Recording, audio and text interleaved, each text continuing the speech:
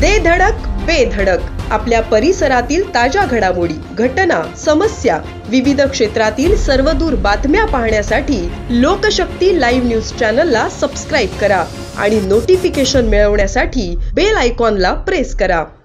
रायगड जिल्ह्याला ऐतिहासिक आणि सांस्कृतिक वारसा लाभला आहे।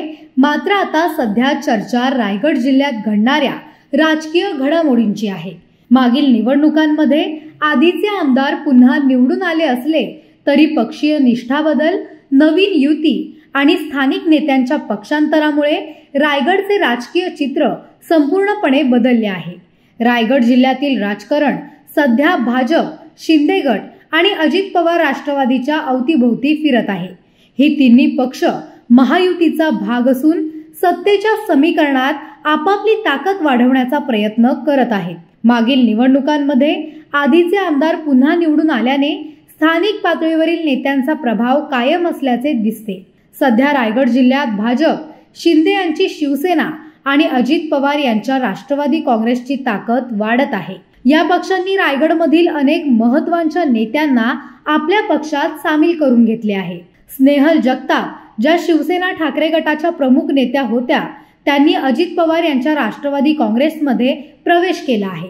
हा प्रवेश सुनील तटकरे यांच्या रणनीतीचा भाग मानला जातोय, ज्यामुळे त्यांचा स्थानिक पातळीवरील प्रभाव वाढण्याची शक्यता आहे।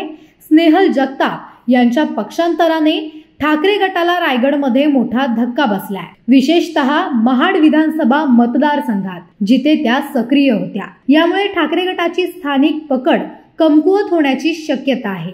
तर राष्ट्रवादी पवार गटाला नवीन चेहरा आणि समर्थक मिळाले आहेत। याचबरोबर रोहा शिवसेना तालुका प्रमुख समीर शेडगे हे देखील सुनील तटकरे यांच्या उपस्थितीत राष्ट्रवादीमध्ये दाखल झाले आहेत।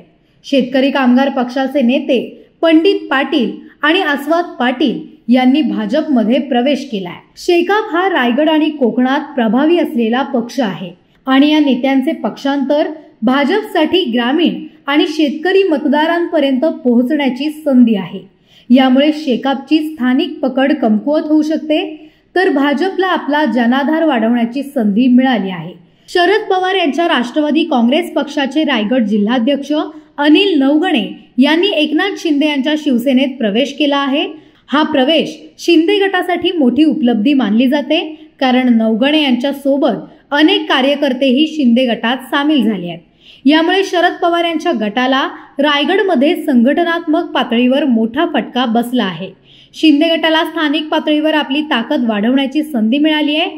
स्नेहल जगताप, अनिल नवगणे, पंडित पाटील आणि अस्वाद पाटील यांच्या पक्षांतरामुळे महायुतीची ताकद रायगडमध्ये वाढली आहे। पक्षांतरामुळे रायगडमधील स्थानिक नेत्यांमधील स्पर्धा तीव्र झाली आहे।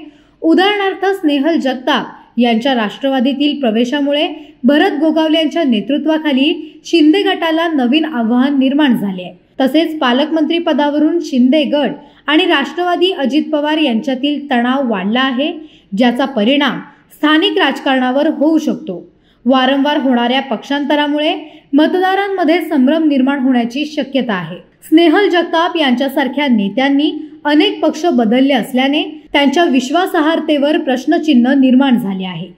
यामुळे मतदारांचा विशिष्ट पक्ष किंवा नेत्यांवरील विश्वास कमी होऊ शकतो, ज्याचा परिणाम मतदानाच्या टक्केवारीवर होऊ शकतो। रायगडमधील सध्याची राजकीय परिस्थिती पाहता महायुतीचे वर्चस्व कायम राहण्याची शक्यता आहे। भविष्यात रायगडमधील राजकारण नेत्यांच्या वैयक्तिक प्रभाव आणि स्थानिक मुद्द्यांवर अवलंबून असेल। पालकमंत्री पदाचा तिढा आणि पक्षांतराची ही लाट थांबली नाही तर मतदारांमध्ये नाराजी वाढू शकते, ज्यामुळे नवीन नेतृत्वाला संधी मिळू शकते। रायगडच्या राजकीय भविष्याचा अंदाज घेताना पक्षीय निष्ठेपेक्षा विकास आणि स्थानिक मुद्दे यांना प्राधान्य देणारा नेता किंवा पक्ष यशस्वी होण्याची शक्यता आहे।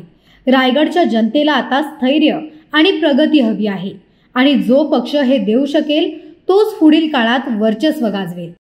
लोकशक्ती लाईव्ह साठी न्यूज ब्युरो, रायगड। अशाच सच्चाई दर्शवणाऱ्या बातम्या पाहण्यासाठी लोकशक्ती लाईव्ह न्यूज चॅनलला लाईक करा, शेअर करा आणि सबस्क्राईब करा।